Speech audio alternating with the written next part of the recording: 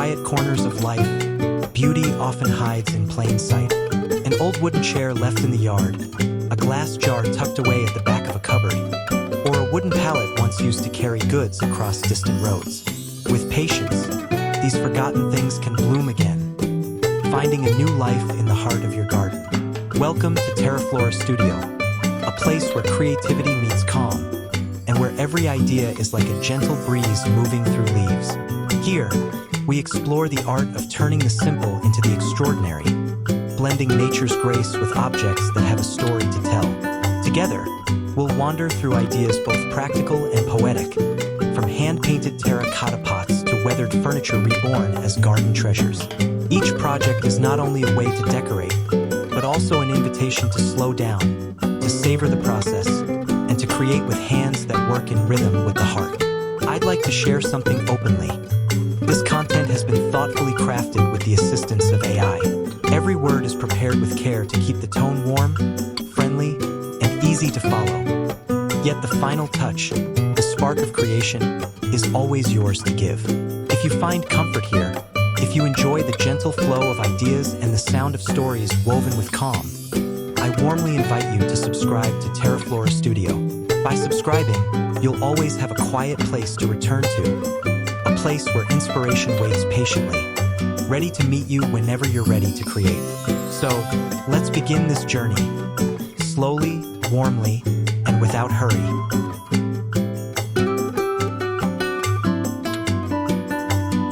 There is a certain magic in holding a garden in your hands, as if nature itself has agreed to shrink just enough to fit inside a tray. On a bright morning, a forgotten serving tray, once carrying teapots and Sunday pastries, becomes the stage for something far more poetic. A world where moss is a velvet carpet and pebbles form winding paths that lead nowhere and everywhere at the same time. The charm of a miniature serving tray garden is not in its size, but in its intimacy. You lean in closer, and suddenly, the little bonsai tree feels like an ancient oak guarding a tiny home made from an old teacup. A ceramic sheep grazes quietly beside it, and a path of white stones curves like a memory, leading to a bench that could seat a fairy, or perhaps just your imagination. What makes this project special is how little you truly need. A thrifted tray with a bit of personality, be it silver, brass, or wood, becomes the canvas. Moss collected from a shaded corner of the garden, succulents from a neighbor's cutting, and tiny trinkets that once gathered dust now take center stage. You are not building a display, you are building a story. The process is slow and calming. You place each element with intention, like arranging a still life painting. The tray becomes a scene you can carry from one spot of sunlight to another, or keep inside by a window where it will greet you every morning. Water is given sparingly, light is offered gently, and the little plants respond with quiet growth, a reminder that even the smallest worlds need care. Practicality meets poetry here. Use a waterproof liner inside the tray to protect it. Choose plants that thrive in shallow soil, such as moss, thyme, or baby's tears. Miniature gravel, driftwood, and dollhouse scale decorations add depth without overwhelming the scene. You can even change the arrangement with the seasons, tiny pumpkins in autumn, a dusting of artificial snow in winter. In the end, it's not just a piece of decor. It's a reminder that wonder doesn't require grand landscapes or expensive tools. Sometimes, all it takes is a small, repurposed tray, a handful of plants, and the willingness to see a whole world in miniature. And when you set it down on your table, the garden greets you, not with grandeur, but with gentle, quiet joy.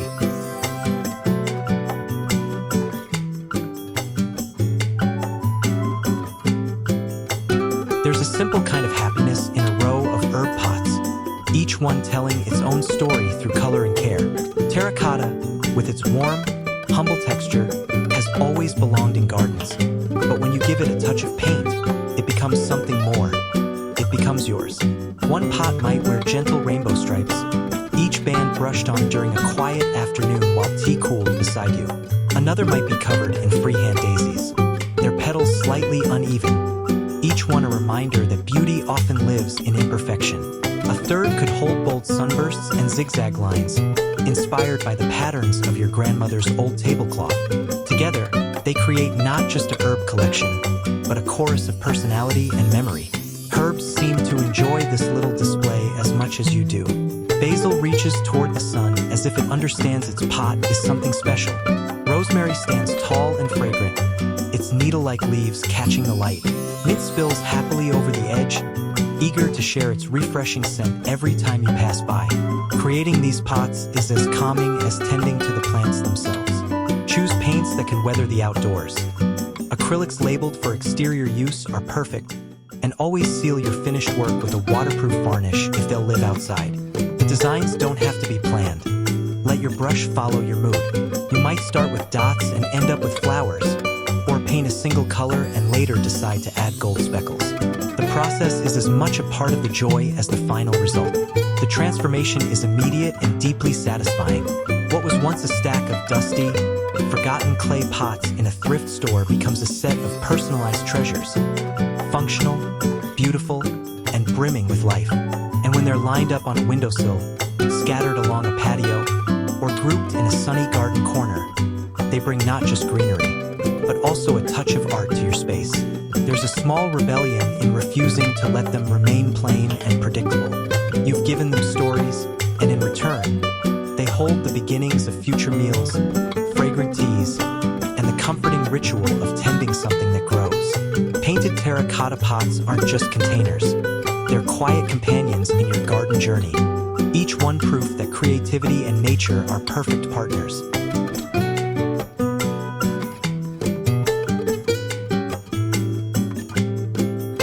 Not every garden is rooted to the ground. Some roll quietly from one patch of sunlight to another, following the day like a companion who never tires. A simple wire cart, once carrying groceries or paperwork, can, with a little imagination, become a moving oasis of green.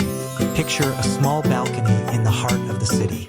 Space is scarce, but light pours in generously through the morning air.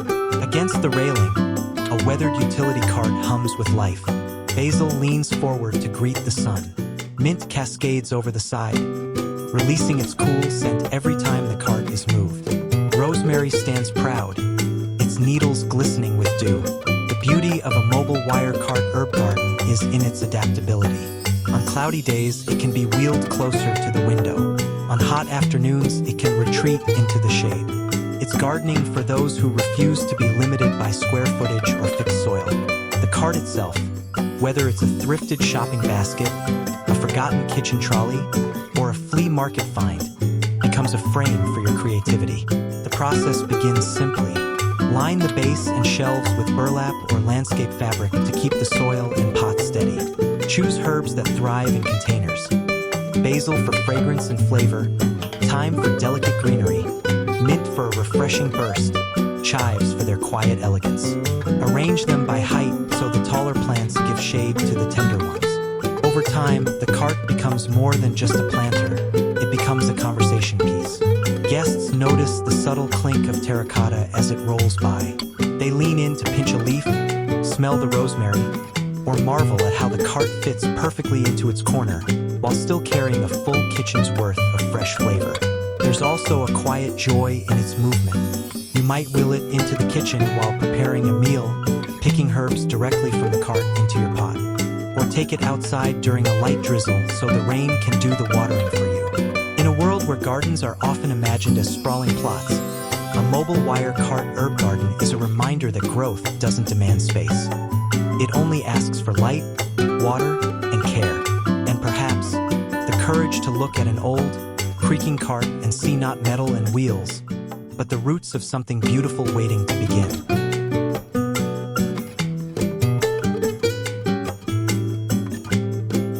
Some beauty is born from brokenness. On a quiet afternoon, you might find yourself holding the pieces of a once-loved teacup, its rim chipped and its pattern faded. Instead of discarding it, you decide to give it a new life, one that will guide footsteps and tell stories under open skies. Mosaic garden pathstones are more than just a way to walk from one place to another. They are memories set in concrete, a celebration of things too precious to throw away. A floral plate from a grandmother's kitchen, a chipped saucer from a Sunday market, a piece of blue willow china once displayed in a cabinet. All now find a place in the garden, catching catching sunlight and raindrops with equal grace. The making is as grounding as the finished path itself. You start with a simple mold, round, square, or any shape you like. Quickset concrete fills it, smooth and gray, waiting for your hands. One by one, you press the ceramic pieces into place, arranging them like a puzzle with no rules. Some patterns emerge, a spiral here, a sunburst there, while others remain wild and abstract, just as life often is. When the stone sets and is lifted from its mold, the transformation is complete. The dull surface of concrete now holds a shimmer of color and pattern. Placed among grass or bordered by flowers, it becomes part of the garden's rhythm. A quiet invitation to slow your step, to notice details. Each stone along the path carries its own chapter. Walking barefoot over them on a summer day, you feel not just the cool surface, but also the stories beneath your feet. Guests may pause to ask where the pieces came from, and you'll smile, recalling kitchens, markets, and shared meals. Practicality and sentiment meet here. Broken plates and cups are easy to find in thrift shops or even at the back of your own cupboard. A hammer wrapped in cloth will help you break them safely. Wear gloves, take your time, and let the shapes guide you rather than force them. The imperfections are the charm. In the end, your mosaic path is not just a walkway. It's a gallery, an outdoor scrapbook, a reminder that even fragments can be made whole again. And as you step from one stone to the next, you carry the quiet satisfaction of knowing that beauty, like a garden, can grow from what others leave behind.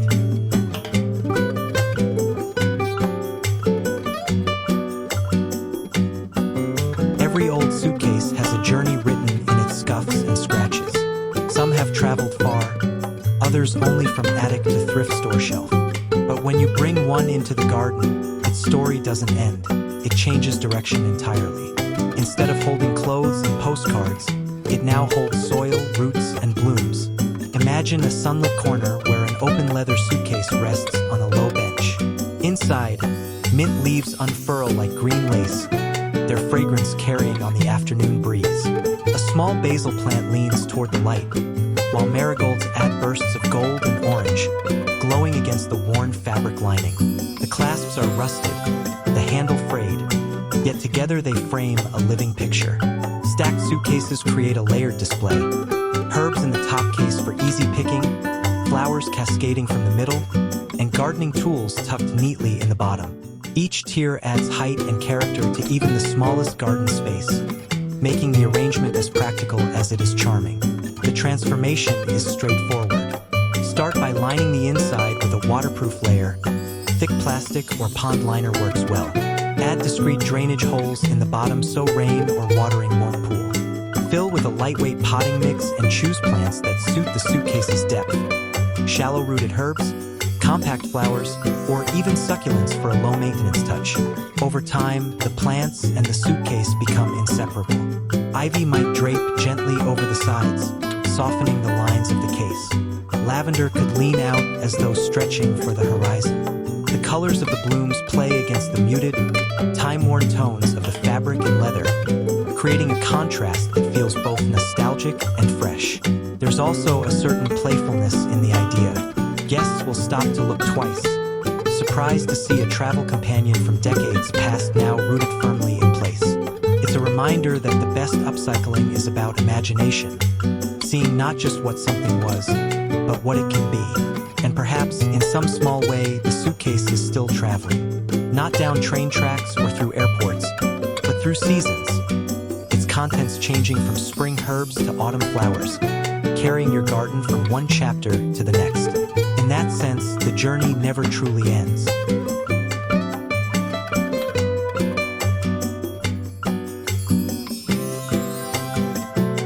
Not all frames need to hold paintings. Sometimes the most beautiful art is already out there, quietly growing, waiting for someone to notice. An old picture frame, its edges worn smooth by time, paint peeling in gentle curls, can become a window to the garden's living gallery. Picture a weathered wooden fence with a single frame hanging in the center. Inside it, not a canvas, but the soft purple of lavender swaying in the breeze. The air hums with bees, and and sunlight slips through the slats, turning petals into glowing brushstrokes. It's a scene no artist could replicate exactly, because it changes with every hour, every season. A collection of frames turns a bare wall or shed into an open-air museum. One might hold the spiraling silver arms of an air plant. Another frames the tangled beauty of ivy climbing upward, each new leaf reaching past the wooden border as if eager to escape. A third catches the simple grace of dried flowers, pressed against burlap and wire. None of them match, yet together they create a harmony that feels effortless, because nature is the true curator here. Making your own display is as simple as finding a frame that speaks to you. Thrift stores, flea markets, even the back of a closet can yield treasures. Remove the glass and backing, and decide whether to paint it or leave its weathered finish as part of the charm. Mount it to a wall, fence, or even hang it from a tree branch. What you choose to frame is entirely up to you. It could be a specific plant, roses in full bloom, an herb cluster in summer, or simply the shifting light as it falls across the garden. The joy is in the change. What the frame holds in spring will be different in autumn, and that's part of its poetry. There's something grounding in walking through your garden and seeing it framed, piece by piece. It invites you to pause, to see the familiar from a new angle. It's a reminder that beauty is often already there, waiting only for a moment of attention. In the end, these empty frames aren't empty at all. They hold life in motion, seasons in passing, and the quiet satisfaction of giving something old a place in the present.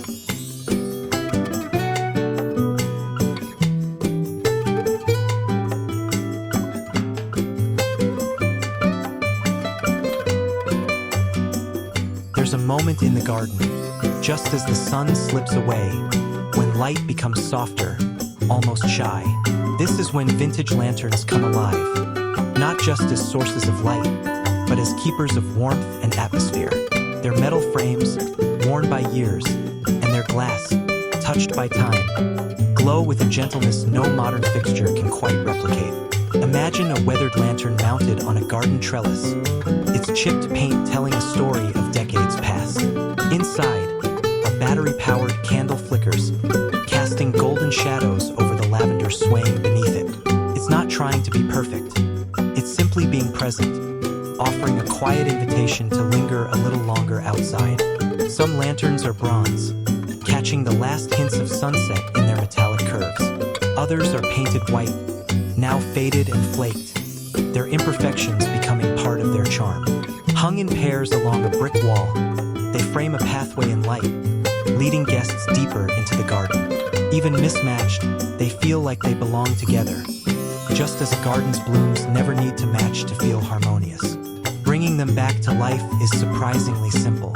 A quick cleaning to remove dust and cobwebs, a choice between leaving the patina or refreshing the paint, and the addition of a soft light source, LED candles or warm fairy lights work beautifully. The result is a piece that looks like it has always been part of your garden. Lanterns don't just illuminate, they create mood. They draw attention to corners that might otherwise go unnoticed, highlight the texture of a wall, or bring out the deep colors of evening blooms. When placed near seating areas, they turn a simple bench into a cozy retreat. Along a pathway, they guide your steps like friendly beacons. And perhaps most importantly, they make the garden feel alive even after dark.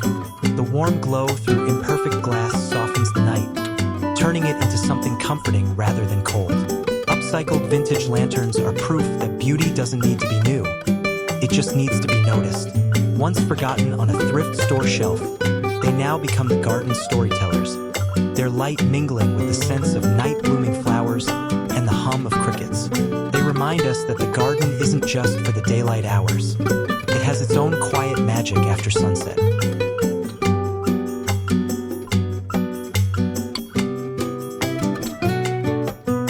Some gardens whisper in grand gestures, towering trees, blooming arches, sweeping lawns, but others speak in soft, delicate tones, inviting you to lean closer, to notice the tiniest of worlds. The whimsical fairy garden in a teacup belongs to the latter, a little stage where imagination takes root alongside moss and flowers.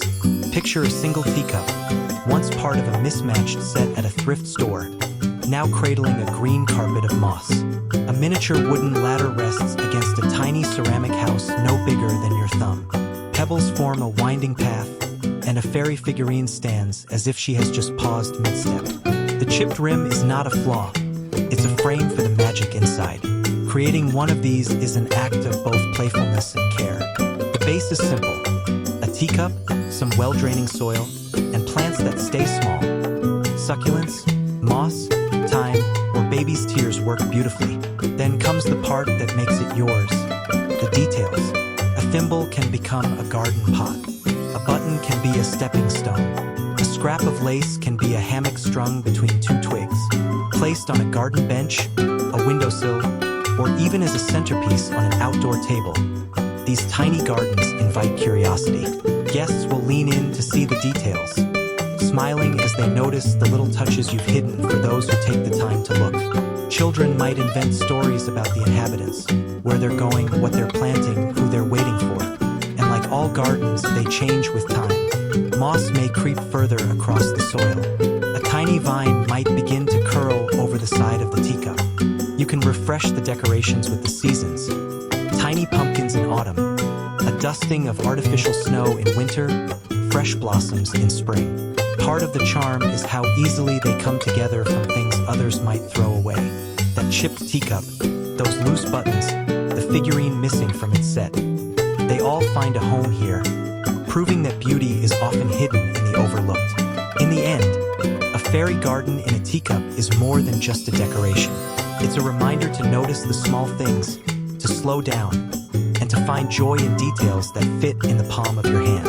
And sometimes that's all the magic you need.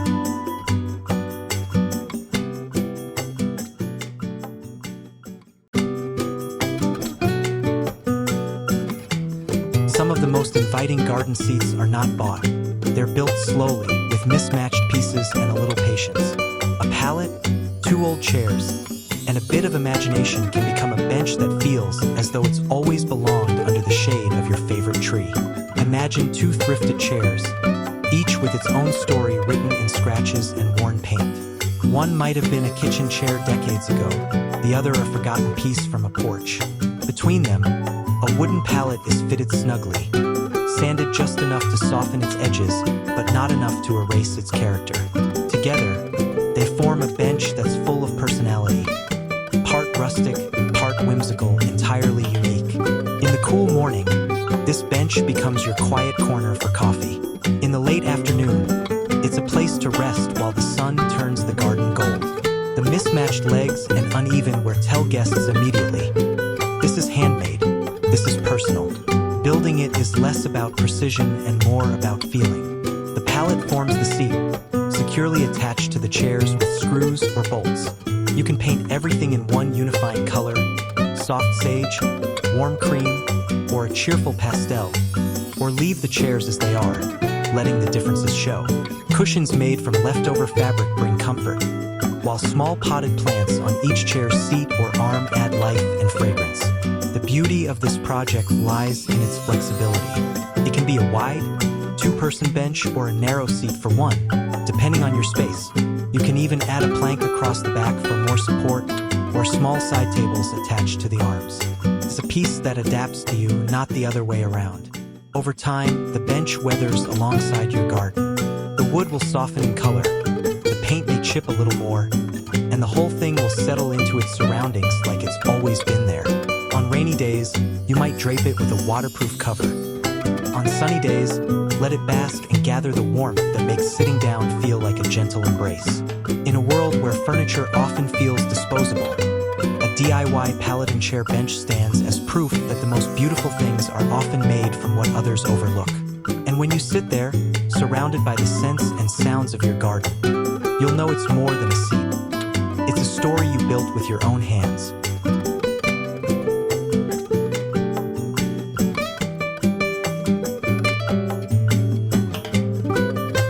Sometimes the most beautiful music in a garden comes not from instruments, but from the gentle conversation between breeze and metal.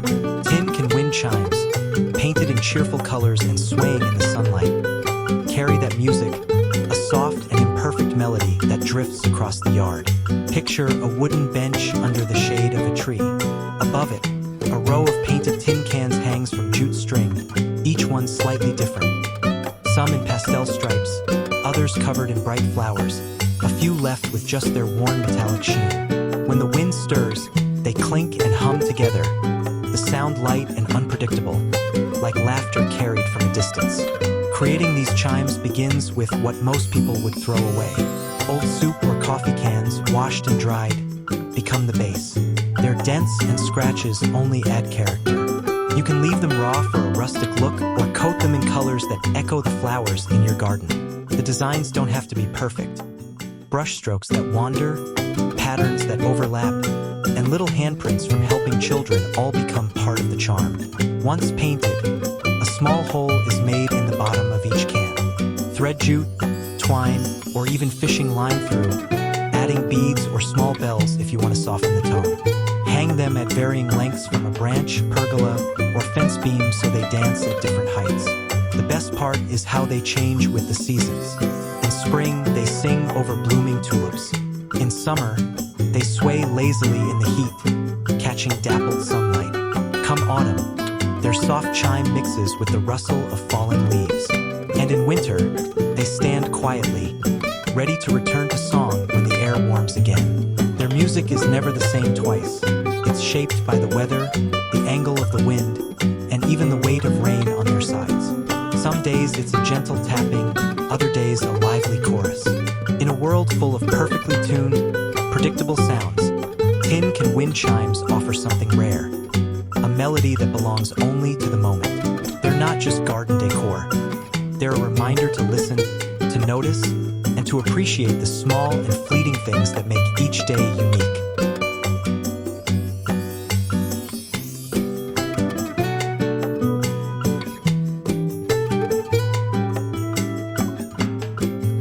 In certain corners of a garden, space feels small, light feels shy, and shadows linger. But with the simple addition of a mirror, the garden can open itself, stretching into an illusion of endless green. Antique mirrors, with their imperfect glass and time-worn frames, have a way of adding both depth and poetry to these hidden spaces. Imagine a gilded frame, its gold softened by years, leaning gently against a weathered fence. It doesn't just reflect the marigolds at its base. It multiplies them, turning one row of blooms into a whole field in the eye's imagination. A visitor might glance into it and, for a moment, believe the garden goes on forever. Some mirrors hang proudly, their pastel-painted frames surrounded by ivy, catching the flicker of blue sky and passing clouds. Others are tucked into quiet corners where they reflect only leaves and shadows, making a space feel more secret and inviting. Cracks in the glass or smudges from time don't diminish their beauty. They become part of the story, proof that the mirror has lived elsewhere before finding its way here. Creating this illusion is surprisingly simple. A thrifted or flea market mirror becomes the centerpiece. If it's destined for outdoors, a quick coat of weatherproof sealant will help it endure the seasons. Then comes the placement. Angle it slightly downward to reflect flowers and paths rather than direct sunlight, and position it where it can catch glimpses of movement. A bee drifting past, a branch swaying, your own reflection as you wander. The effect is more than decorative. Mirrors in the garden make small spaces feel spacious, dark corners feel brighter, and ordinary scenes feel theatrical. They frame the living world in a way that makes you see it differently, as though it's art hanging in the open air. Over time, the mirror will settle into the garden's rhythm. Rain might leave faint trails on the glass, vines may curl across the frame, and the reflection will shift with the seasons. It's a partnership between the man-made and the natural, each enhancing the other. In the end, an antique garden mirror isn't just about illusion, it's about appreciation. It's a gentle reminder to turn and look again, because beauty might be just behind you, waiting to be seen.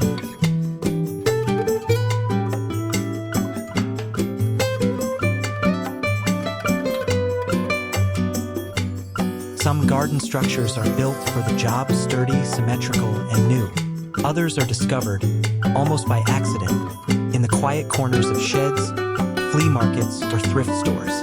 An old wooden chair, worn smooth by years of use, can be one of those discoveries, ready to trade its seat for a crown of blooms. Picture a weathered chair set among the flowers, its backrest standing tall like a gate for vines to climb. Sweet peas weave themselves between the spindles, their tendrils curling as if they know this was made for them. In time, the chair seems less like an object in the garden and more like a living sculpture, part furniture, part floral display. The transformation requires almost nothing. Remove the seat if it's still intact, or simply work with the frame as it is. Sink the legs slightly into the soil to keep it steady, and plant climbers at its base. Morning glories, clematis, sweet peas, or even ivy will quickly learn the path upward, using the chair's frame as a natural ladder. Paint is optional, but it can change the mood entirely. Leave the chair unpainted for a rustic, aged look, where the wood slowly weathers to silver gray. Or give it a fresh coat of bright color, turquoise, sunflower yellow, or deep red, for a cheerful pop that contrasts beautifully with the green. Over the seasons, the chair will become part of the garden's story. In spring, it's a frame of hopeful green shoots. By midsummer, it's draped in blooms and buzzing with bees. In autumn, seed pods and golden leaves take its place. And in winter, it stands bare, a quiet silhouette against the frost. There's a special satisfaction in giving a second life to something that might have been thrown away. Every scratch on the wood and every loose joint tells of past dinners, long conversations, or quiet afternoons. Now, instead of gathering dust, it gathers sunlight and dew. Guests will smile when they notice it, perhaps wondering why it feels so perfectly at home among the flowers. The truth is, it belongs there, not because it was designed for the garden, but because it was claimed by it. A repurposed wooden chair plant trellis is proof that beauty doesn't always come from newness. Sometimes, it blooms from the familiar, the worn, and the things we're willing to see in a new light.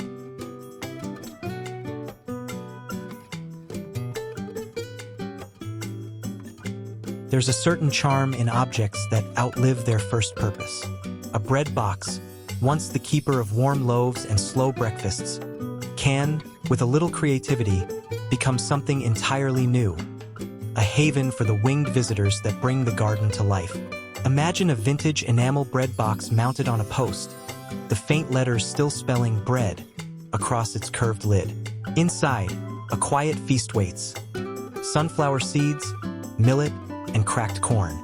A sparrow lands lightly at the edge, tilts its head, and steps inside. Moments later, a goldfinch joins, and the gentle rustle of wings fills the air. The transformation is simple but thoughtful.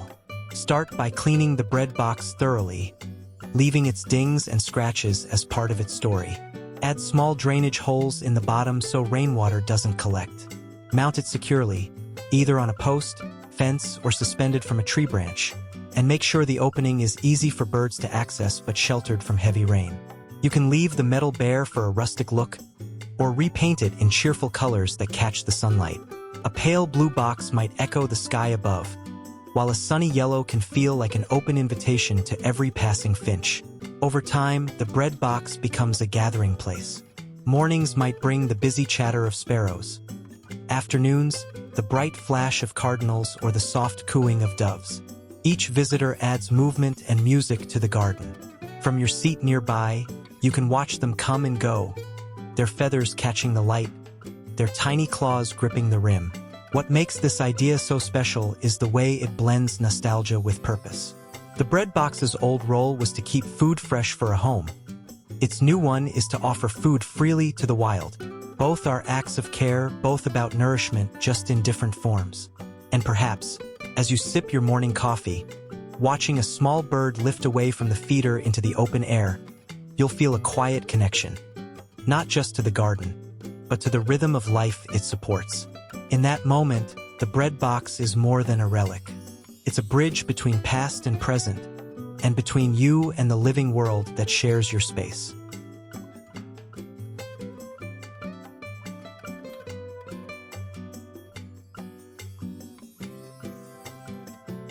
In some gardens, beauty grows in perfect symmetry. matching pots, identical chairs, evenly spaced blooms. But in others, it thrives in the mix, in the gathering of pieces that don't match but somehow belong together.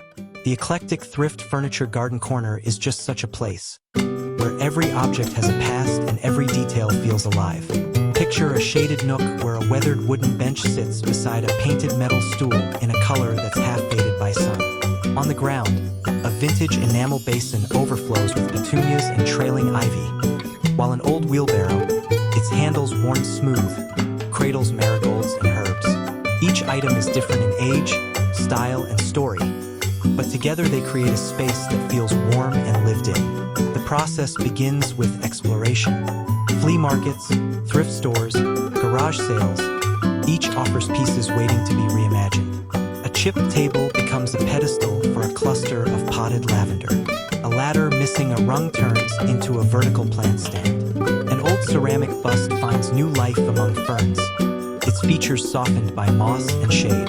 Arranging them is part instinct, part play. Taller items go to the back to frame the space.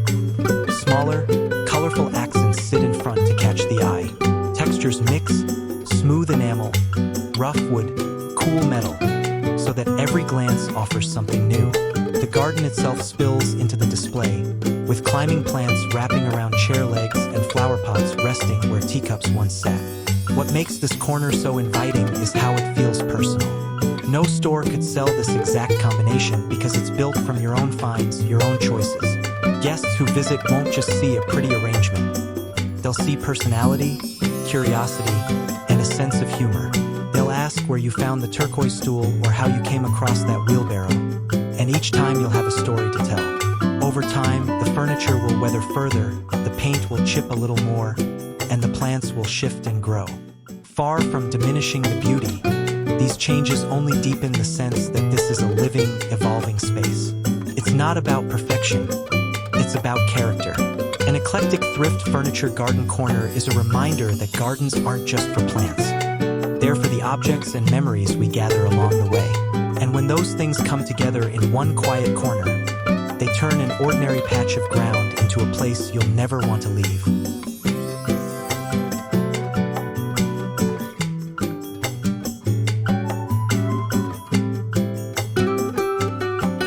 And so we've reached the end of today's gentle walk through ideas, each one like a stepping stone in a garden path, leading us from forgotten objects to creations that carry both beauty and meaning. I hope that somewhere in these moments, you found a spark, an idea to try, or perhaps simply a reason to pause and appreciate the small wonders already around you. Here at TERAFLORA Studio, we believe creativity is like a seed. It grows best when given time, patience, and a little care. No idea is ever too small, and no object is ever truly beyond use. Not if we choose to see it in a new light. Picture yourself one quiet afternoon, the sunlight soft and golden, the breeze carrying the scent of blossoms. You sit in your garden, surrounded by pieces you've made with your own hands. Each pot, each decoration, each detail tells a story only you can tell. That is the real reward of this journey. If today's ideas have brought you peace, or even just one project you'd like to try, I warmly invite you to subscribe to TERAFLORA Studio. By subscribing, you'll join a space where inspiration arrives gently, never rushed, never forced, just a steady rhythm of creative moments you can enjoy at your own pace. Thank you for spending this time with me. May every step you take in your creative journey bring more light, more color, and more life, not only to your garden, but to your heart. Until we meet again, let's keep tending to beauty, one simple idea at a time.